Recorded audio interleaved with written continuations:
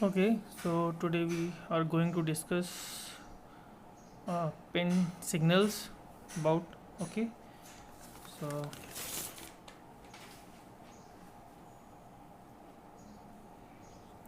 the first signal we are going to discuss is AD0 to AD15, है ना। जैसे हम लोग को पता है ये टोटल कितनी एड्रेस लाइन्स होती हैं। टोटल एड्रेस 20 लाइन होती हैं इन 8086 में।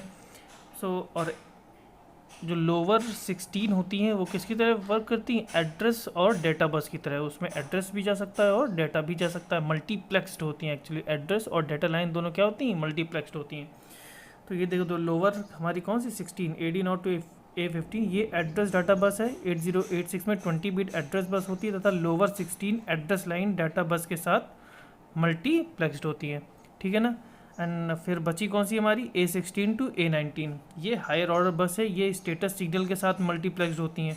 देखो, A16 S3 के साथ और A17 S4 के साथ। तो ये तो एड्रेस लाइन हो गई 16 और 17। एड्रेस लाइन A16 तथा A17 सेगमेंट आइडेंटिफाइड, है ना। सेगमेंट आइडेंटिफाइड करने वाले सिग्नल्स क्रमशः S1 सेगमेंट क्रमशः S4 तथा S3 के साथ मल्टीप्लेक्स्ड होती हैं, है ना। क्योंकि हमने ये पढ़ा था सिग्नल्स स्टेटस सिग्नल्स वाले चैप्टर में कि S3 S4 किसके लिए है। S3 S4 इस सेगमेंट जो आइडेंटिफाइड करने के लिए स्टेटस सिग्नल है ना, कि किस सेगमेंट्स में हमें जाना है, ठीक है ना, किस सेगमेंट से हमें ऑपरेशन अपना कंप्लीट करना है। और देखिए A18 किसके साथ, S5 के साथ, और A19 S6 के साथ मल्टीप्लेक्स होती है। Line A18 interrupt status S5 के साथ मल्टीप्लेक्स्ड होती है, ठीक है ना। और A19 के साथ line A19 status signal S6 के साथ मल्टीप्लेक्स होती है कि ये कौन सा एक फ्यूचर सिग्नल है, ठीक है ना। एक्सप्लेन किया था उसमें पेन डायग्राम में, है ना। ओके, देन रीड, यह सिग्नल रीड ऑपरेशन के लिए प्रयोग किया जाता है। यह एक एक्टिव लो सिग्नल है। पहले हम समझ लेते हैं एक्टिव लो और एक्टिव हाई क्या है। एक बार देखो, एक्टिव हाई कहते हैं, जैसे मान लो एक लिखा है A बार, ठीक है, A में लगा है बार और एक सिग्नल है B। ये क्या होगा, इसको कहेंगे हम एक्टिव लो सिग्नल, और इसको क्या कहेंगे हम, एक्टिव हाई सिग्नल। इसको हमने क्यों कहा एक्टिव लो सिग्नल, देखो जब हम A को क्या, जब A इक्वल टू क्या होगा 0, तभी फिर क्या होगा A बार इक्वल टू क्या हो जाएगा 1, है ना। 1 में ही तो एक्टिव होता है। तो इसका मतलब जब हम A इक्वल टू 0 देंगे तब ये एक्टिव होगा, है ना। इस सिग्नल कब एक्टिवेट करेगा, जब A इक्वल टू 0 होगा। और ये कब, देखो जब B इक्वल टू 1 देंगे तभी तो B, ये फाइन इसमें तो बार लगा नहीं, मतलब डायरेक्ट B इक्वल टू 1 पे ही ये एक्टिव हो जाएगा। तो ये सिग्नल कब एक्टिव करेगा, जब A इक्वल टू 0 दिया जाएगा। ये सिग्नल कब एक्टिव करेगा, जब B इक्वल टू 1 दिया जाएगा। इसलिए क्या लिखा है एक्टिव हाई, जब B हाई होगा तभी एक्टिव होगा। और इसको हो गया एक्टिव लो, मतलब जब A लो होगा तब ये एक्टिव होगा, ठीक है ना। फिर दिखाते हैं हम रेडी पे। यह एक इनपुट सिग्नल है, एड्रेस की गई मेमोरी अथवा पोर्ट इस पिन द्वारा एक्नॉलेज सिग्नल्स भेजता है। तब ये लाइन हाई होती है। तब इसका अर्थ यह है कि पेरीफेरल द्वारा डाटा ट्रांसफ़र के लिए रेडी है। मतलब मैंने बताया था ना कि एक्चुअल में ये दोनों क्या होता है, जैसे हमारी दो अलग अलग भाई आईसीज हैं, उन दोनों की स्पीड अलग अलग है, ठीक है ना। तो दोनों में जब एडजस्टमेंट हमें करना होता है, ठीक है, दोनों की अब डाटा ट्रांसफ़र स्पीड अलग अलग है, ठीक। तो दोनों में सिंक्रोनाइजेशन के लिए हम किसका यूज़ करते हैं, रेडी सिग्नल का यूज़ करते हैं। एक्नॉलेज सिग्नल भेजता है तब ये लाइन हाई होती है। तब इसका अर्थ है कि पेरीफेरल द्वारा डाटा ट्रांसफ़र के लिए रेडी है। मतलब इसका हाई का मतलब क्या है, अब दोनों में सिंक्रोनाइजेशन हो चुका है। ओके, रीसेट, ये एक इनपुट सिग्नल है, ठीक है ना। देखो इनपुट का मतलब हमारे प्रोसेसर में इनपुट किया जा रहा है, आउटपुट का मतलब प्रोसेसर से दिया जा रहा है बाहर, ठीक है ना।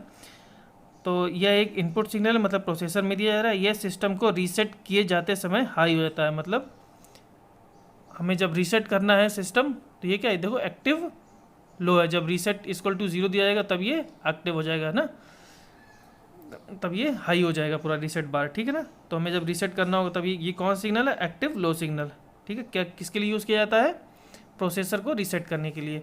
नॉन मास्केबल इंटरप्ट NMI, मतलब जब हमारा नॉन मास्केबल इंटरप्ट इसी पिन के द्वारा आता है ना, इसको तो हम मास्क भी नहीं कर सकते हैं, नॉन मास्केबल इंटरप्ट। और ये क्या है, इंटरप्ट रिक्वेस्ट, यह भी एक इंटरप्ट इनपुट सिग्नल है जब हमें मास्केबल इंटरप्ट की रिक्वेस्ट देनी होती है, ठीक ना। और इसके रिस्पॉन्स में क्या आता है, इंटरप्ट एक्नॉलेजमेंट, वो भी देखेंगे बाद में, क्योंकि वो कौन सा है, मिनिमम मोड वाला सिग्नल है। देखिए क्या है, testing wait for test control, जब ये सिग्नल लो होता है तब 8086 एग्जीक्यूशन जारी रखता है। मतलब जैसे मान लो टेस्टिंग का क्या है, जब हम किसी 8086 प्रोसेसर को दूसरे प्रोसेसर के साथ अटैच करते हैं, तो जब तक सिंक्रोनाइजेशन नहीं हो जाता, उन दोनों में कनेक्शन नहीं हो जाता, तब तक क्या टेस्टिंग चलती रहती है, राइट। तो वो ये क्या है, टेस्टिंग। ये भी क्या है, एक एक्टिव लो सिग्नल है। बस हाई इनेबल, ये भी हमने देखा था किसके लिए, बस कौन से बस को एक्टिवेट करने के लिए होता था, ये हमारे ऑड बैंक वाले है ना, ऑड बैंक को सॉरी बस हाई इनेबल है ना, ऑड बैंक को इनेबल करने के लिए था हमारा बस हाई इनेबल है ना, BHE बार।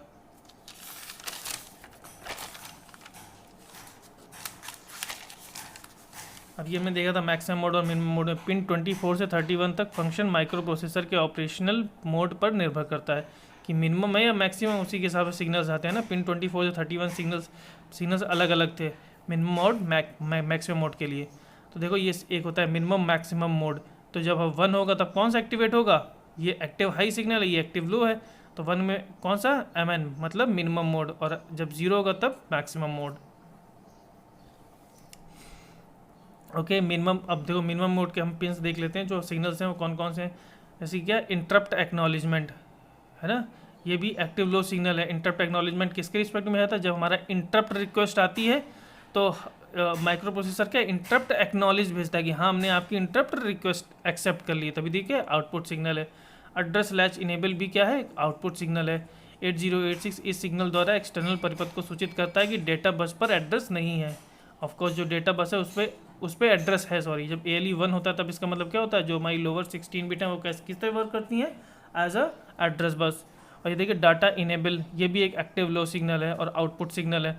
जब 8086 के साथ ट्रांस रिसीवर, अब हमने पढ़ा था, देखो हम किस में, अपने मैक्सिमम मिनिमम मोड में पढ़ा था, जब हमारा ट्रांस रिसीवर होता है उसको एक्टिव करने के लिए क्या करा था, डाटा इनेबल हमारा यूज़ किया जाता है। देखो है 8086 के साथ ट्रांस रिसीवर 8286 या 8287 प्रयुक्त किया जाता है, तब यह बाई डायरेक्शनल बफर्स को इनेबल करने के लिए प्रयुक्त किया जाता है। बाई डायरेक्शनल बफर्स मतलब हमारी डेटा है ना, डेटा का फ्लो होता है इस बफर्स के थ्रू, और डेटा कौन सा, डेटा बस क्या होती है, बाई डायरेक्शनल होती है, इसलिए कहा बाई डायरेक्शनल बफर्स को इनेबल करने के लिए प्रयुक्त किया जाता है।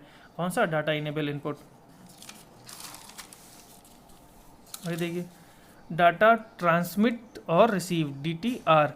ये DTR और ये बताता है कि ये देखो जब 1 होगा तब डाटा ट्रांसमिट होगा, और जब 0 होगा तब डाटा रिसीव होगा। तो ये लिखा हुआ DTR हाई होता है तब बफर्स डाटा 8086 से रोम रैम अथवा इनपुट आउटपुट पोर्ट में फ्लो कराता है, मतलब डाटा ट्रांसमिट होता है। जब ये लो होता है तब रिसीव वाला एक्टिव हो गया, लो होता है तब ये रैम रोम अथवा इनपुट आउटपुट पोर्ट से डाटा 8086 की ओवरफ्लो होने होता है, मतलब रिसीव करता है, ठीक है। मेमोरी इनपुट आउटपुट, जब 1 होता है तब कौन सा, मेमोरी से रीड या राइट होता है, जब 0 होता है तब इनपुट आउटपुट से रीड या राइट होता है, ठीक है ना।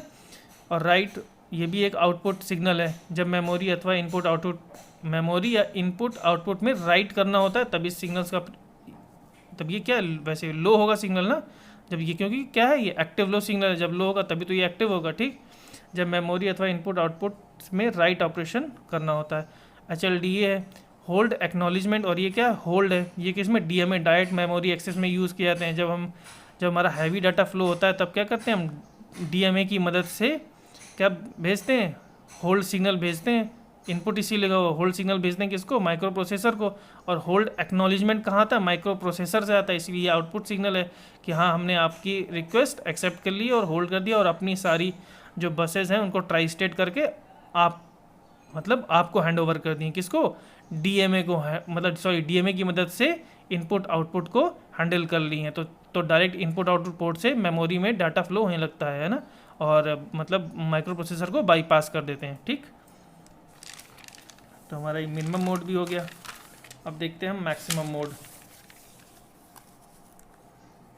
देखो मैक्सिमम मोड में कौन कौन सिग्नल थे, एक क्यू एस नॉट और क्यू एस में ये कौन था, इंस्ट्रक्शन क्यू स्टेटस सिग्नल था, है ना, ये स्टेटस सिग्नल में हमने पढ़ रखा था। और ये भी हमारे कौन सा स्टेटस सिग्नल है, memory read memory write, input output read input output write, interrupt oh sorry opcode fetch, है ना, वगैरह सब ये हमारे स्टेटस सिग्नल थे। लॉक का देखिए क्या है, यह एक एक्टिव लो सिग्नल दिख रहा है। जब यह लो होता है तब सभी इंटरप्ट मास्क हो जाते हैं तथा होल्ड रिक्वेस्ट स्वीकार नहीं होती है। मल्टी प्रोसेसर प्रणाली में यह सिग्नल सभी प्रोसेसर को सूचित करता है कि वो 8086 से बस कंट्रोल समाप्त करने के लिए रिक्वेस्ट ना करें। बताया था ना, जैसे मतलब हमें कोई इंस्ट्रक्शन एग्जीक्यूट करानी है तो क्या करेंगे, उसको लॉक कर देंगे। लॉक करने से क्या होगा, अब कोई भी उसमें हम रिक्वेस्ट तो आएगी लेकिन वो एक्सेप्ट नहीं करेगा, क्योंकि अब वो उस समय क्या है, लॉक कर दिया तो सिर्फ वो ही इंस्ट्रक्शन एग्जीक्यूट होगी, और ना ही देखो तब ना ही कोई इंटरप्ट इसमें इंटरप्ट कर सकता है, ना कोई रिक्वेस्ट कर सकता है, रिक्वेस्ट करेगा जरूर लेकिन एक्सेप्ट नहीं होगी। ठीक है ना, लॉक का यूज़ ये होता है। अब ये क्या है, रिक्वेस्ट ग्रांटेड और रिक्वेस्ट ग्रांटेड, ये किसके लिए हमने यूज़ किया था, जब हम प्रोसेसर से जब हम मल्टी प्रोसेसर करते हैं तब क्या रिक्वेस्ट करता है वो लोकल बसेस के लिए कि भाई हमें भी एग्जीक्यूशन के लिए अपनी बसेस हमें भी अलाउ करो कि हम तुम्हारी बसेस में तुम्हारी बसेस को यूज़ कर सके, तभी तो हम प्रोसेस साथ में काम कर पाएंगे। तो रिक्वेस्ट ग्रांटेड, और रिक्वेस्ट भेजता है फिर ग्रांट की जाती है, रिक्वेस्ट भेजता है फिर ग्रांट की जाती है। और देखो रिक्वेस्ट ग्रांट GT नॉट की प्रियोरिटी RQ और GT1 की तुलना में उच्च होती है, इसकी प्रियोरिटी ज़्यादा होती है। ठीक है ना, तो ओके, थैंक यू।